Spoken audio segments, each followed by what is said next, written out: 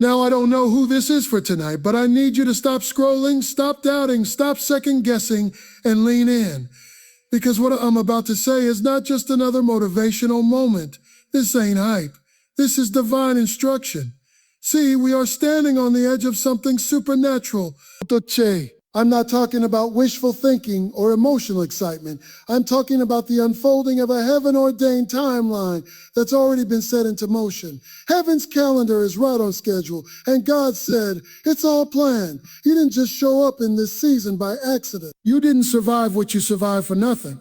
God didn't bring you through the wilderness just to let you die on the edge of your promise. There's a reason your heart feels stirred, even if your mind doesn't yet understand. That's the Holy Spirit nudging you, saying, stay right here. Listen, don't miss this, because everything you thought was broken, delayed, or denied, God was using it to write a beginning that doesn't make sense to man, but has already been approved by heaven.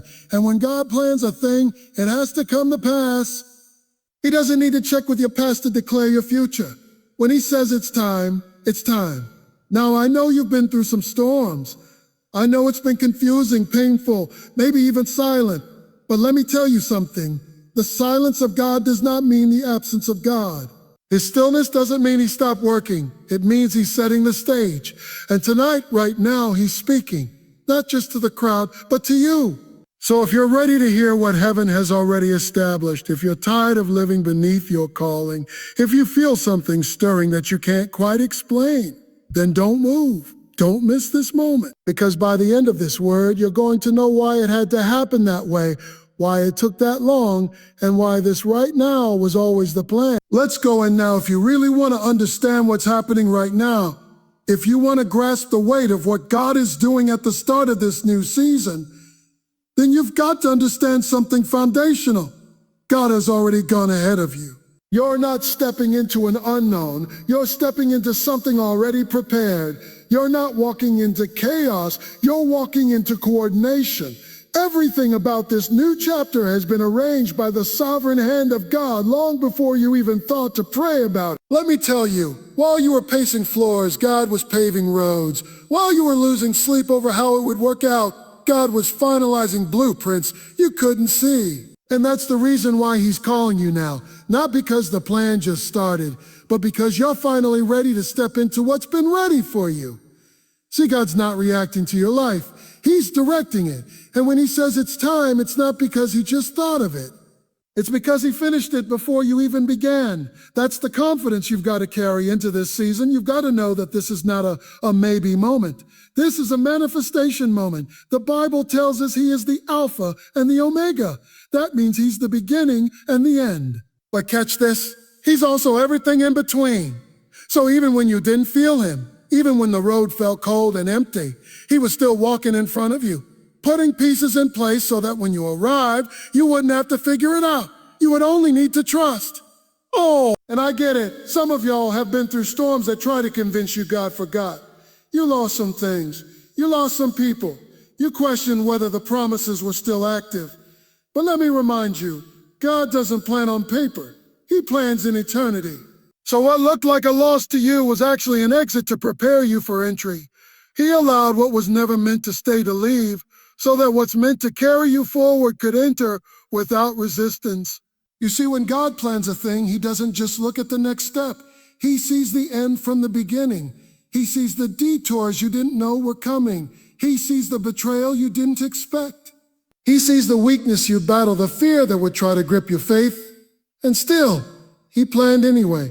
He factored in your doubt. He factored in your tears. He factored in your delays, and yet the plan didn't change. That's why you can walk into this season with boldness. Not because you have it all together, but because God does. You don't need all the answers when you serve the one who wrote the questions and the answers before time even began. That's why this moment is so important. It's so important. It's not just about entering something new. It's about realizing something eternal. You're stepping into something that's already been authored. You're not launching it. God is revealing it. So stop stressing about what's ahead when the one who goes ahead of you has already secured it. The provision, it's already been assigned. The connections, already ordained. The strength, already available. He's not trying to figure it out alongside you. He's guiding you into what he already settled. That's what it means to trust in his plan. That's what it means when he says, I know the plans I have for you. Not just so. He doesn't guess the plans. He knows them. And if he knows them, that means they're already formed. Let that give you peace. Let that settle the war in your mind. Let that silence the voice of fear. Because as you step into the start of this new beginning, as you move into what God has planned for one thing, you're not walking alone. You're not figuring it out on the fly. You are walking with the assurance that your God has gone before you. He's cleared the way. He's fought the battles. He set the appointments. He's already spoken to the right hearts. He's already shifted the right circumstances. You're not walking into uncertainty. You're walking into fulfillment. So don't hesitate. Don't delay. Don't delay. Don't rob you of destiny. What you're about to step into has already been waiting on you. And if God said it's all planned, then you can trust it's already done. Now let me talk to those who've been waiting.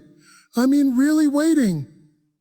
You've been holding on, praying hard, trying to stay faithful, wondering when that promise is going to finally show up. You've been looking at the clock, watching the calendar, hearing other people talk about their breakthroughs while you're still in the same place, asking God, when is it going to be my turn? You've cried private tears, smiled in public, kept showing up even though deep down you felt like maybe, just maybe, God forgot. But let me tell you something straight. The delay was not denial. The delay was part of the design. See, we live in a culture that wants everything right now, quick, fast, and convenient. But God doesn't microwave destiny. He slow cooks it. He's not in a rush to get you somewhere you're not ready to stand. Because when he blesses you, he wants you to be able to carry the weight of it.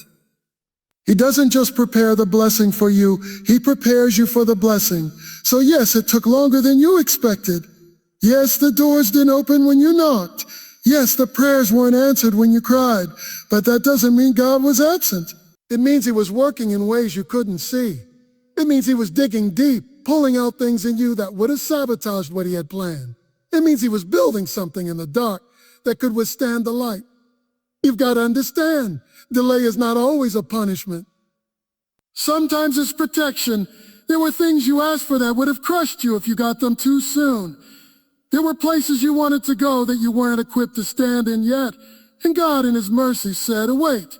Not because he was withholding good from you, but because he was preparing greatness through you. Sometimes the silence was strategy. Sometimes the closed doors were direction. Sometimes the dry seasons were development. He was teaching you to trust him without results, to believe him without evidence, to obey him without applause. Because what's coming requires faith that's not based on feelings but on foundation. You see, what you thought was wasted time was actually preparation time. And what you thought was being withheld was actually being woven. He was weaving together the right people, the right timing, the right location, the right opportunity. And your waiting wasn't in vain. Because while you were waiting, he was working. While you were crying, he was constructing. While you were wondering, he was writing your next chapter. And sometimes he had to let certain things fall apart. Not because he was punishing you, but because he was making room. Some things had to break so you would let go. Some relationships had to end so your ears could hear him clearly. Some doors had to stay shut so your feet wouldn't wander. That's not rejection, that's direction. That's divine design. So don't despise the delay, don't curse the process. Don't look at someone else's timeline and assume God is late on yours, because he's not operating on your schedule. He's fulfilling his will, and his will is perfect. His will is complete. His will doesn't miss a step. If you got it when you wanted it, you'd have missed everything he was building in you during the wait. And when you finally step into it, and you will, you'll look back and say, now I see why it took that long. Now I understand why it couldn't happen then. Now I know why I had to be still. Now I get why he said not yet, because what God does in the delay is often greater than what you even prayed for in the first place. That's why he's calling you to trust him right now. Not just when it feels good, but when it feels empty. Because he knows what he's doing. You're not being punished. You're being positioned. You're not being overlooked. You're being refined. Every moment of silence was a setup. Every not yet was a just wait. And every tear you cried watered the soil of the harvest that's about to break forth. So as you stand on the edge of this next season, don't bring disappointment with you. Bring discernment. Don't carry bitterness. Carry expectation. Because now that the delay has done its work, now that the preparation is complete, now that the foundation is laid, God is about to move. And when he moves, it's going to be clear. The wait wasn't a waste. It was the wisdom of God. Some of you have been walking through seasons where it felt like everything was falling apart. Nothing made sense. Prayers went unanswered. People you trusted turned their backs. Opportunities vanished. And you started to wonder, God, what did I do wrong? Why am I going through this? What am I being punished for? But let me tell you with clarity straight from the heart of heaven, you're not being punished, you're being positioned. See, we often mistake pruning for punishment, but they don't mean the same thing. Punishment is about condemnation. Positioning is about preparation. And what you've been through hasn't been about God rejecting you. It's been about God redirecting you. Because when God is about to launch you into something he's planned, he has to make sure you're standing in the right place with the right heart and the right foundation. He's not trying to crush you. He's trying to carry you. And in order to do that, he has to remove some things you were never meant to depend on in the first place. So yeah, it hurt. Yeah, it confused you.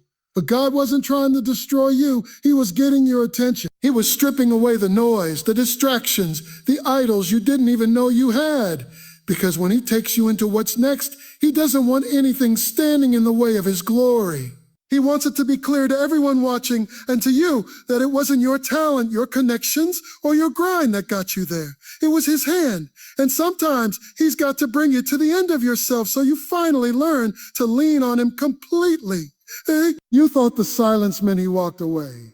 But no, he was just letting you realize what doesn't sustain you. He was showing you that people can leave, but he won't. That jobs can end, but his purpose won't. That seasons can shift, but his promises are steady. So don't confuse isolation with abandonment. He wasn't cutting you off. He was setting you apart.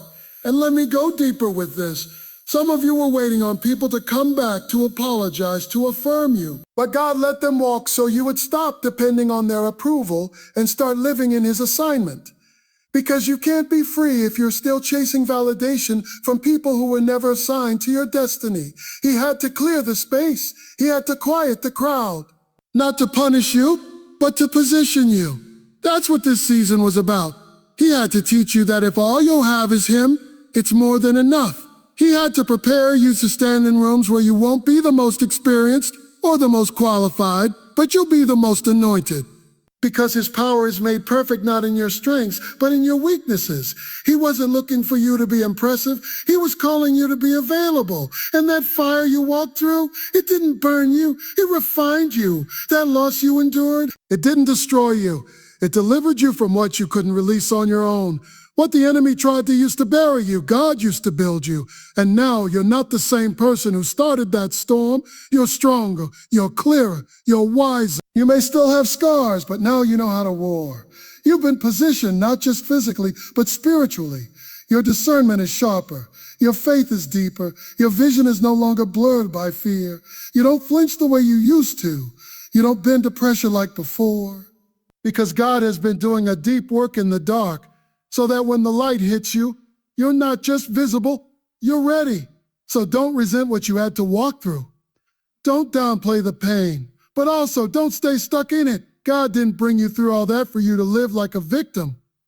He brought you through it so you could rise as a vessel. He's positioning you for impact. He's placing you where your story, your scars, and your surrender will all come together to be a witness of his glory. That's why you're still standing. That's why the attack didn't take you out.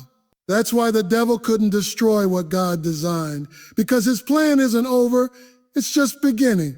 And the place that once felt like a grave is about to become the stage where he reveals the power of his positioning in your life. Now let me speak to something that's going to shift your entire perspective, something that'll make everything you've been through start to make sense. All the pain, the tears, the loss, the waiting, the struggle, it wasn't random. It wasn't just life being hard. It wasn't just you going through bad luck or a rough season. No, it was part of a much bigger picture. Because God never allows pain without purpose. And when he's the one writing your story, you can be confident that the glory is going to match the story. I need you to hear that deep in your spirit. The glory will match the story.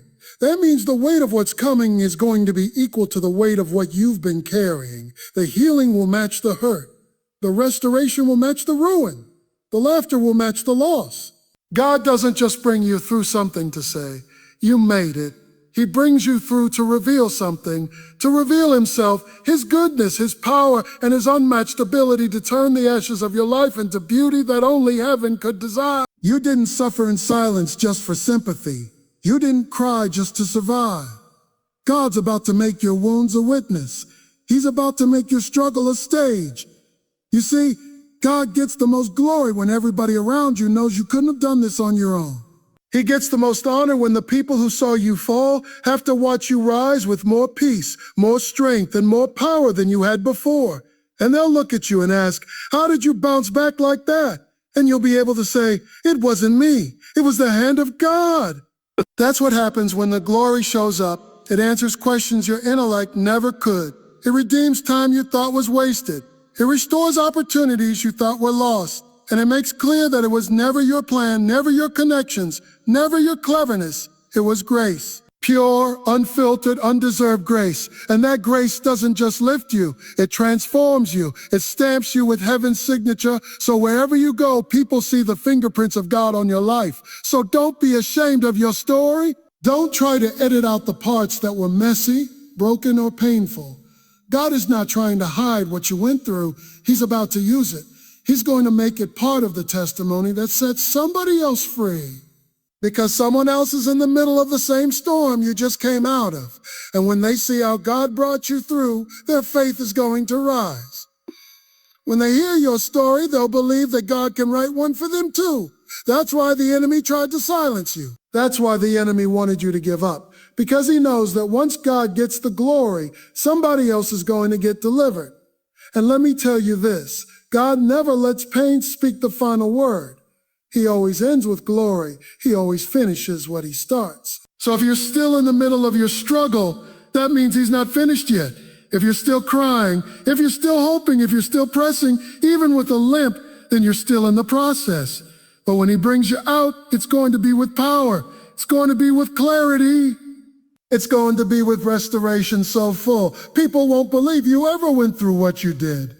The glory isn't just going to match the story. The glory is going to exceed it. Because that's the kind of God you serve. He doesn't just restore you back to where you were. He restores you beyond it. He adds weight to your words, depth to your discernment, and power to your presence. People won't just see someone who made it. They'll see someone who carries something. You'll walk differently, speak differently, pray differently, worship differently, because now you've seen him. And once you've seen him in the storm, once you've seen him in the fire, once you've seen him raise dead places back to life, nothing will ever be the same again. That's the kind of transformation God is setting up for you. That's the kind of shift that's about to hit your life. He's about to take what the enemy meant for evil and turn it into a testimony so loud, so clear, and so undeniable that even hell will have to admit God did that. So don't count yourself out. Don't doubt the process. Don't give up too soon. Because when God finishes what he started, there will be no doubt in anyone's mind that the glory was worth the story.